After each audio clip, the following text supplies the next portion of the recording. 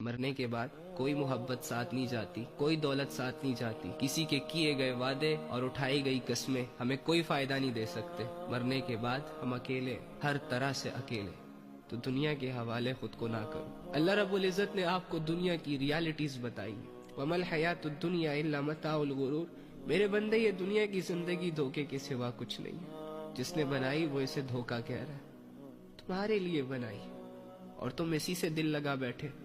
تمہیں یہ دنیا اتنی عزیز ہو گئی ہے، اس دنیا کے لوگ تمہارے لیے اتنے ضروری ہو گئے کہ ان کی وجہ سے تم بنانے والے کو بھول جاؤ۔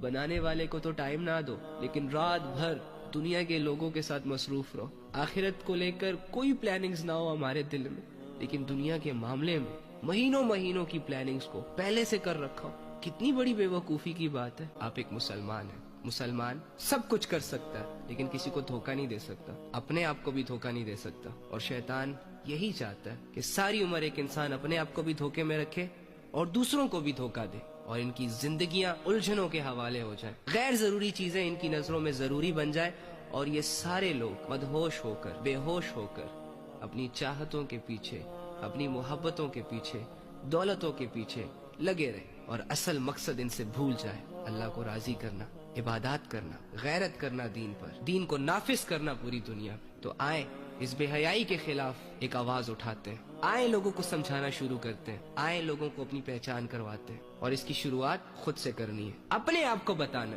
کہ میں ایک مسلمان ہوں، میرے ساتھ صرف اللہ والی زندگی سوٹ کرے گی، میں صرف اور صرف اللہ اور اس کی رسول کی باتوں پر عمل کروں گا۔ کوشش کریں گے نا انشاءاللہ۔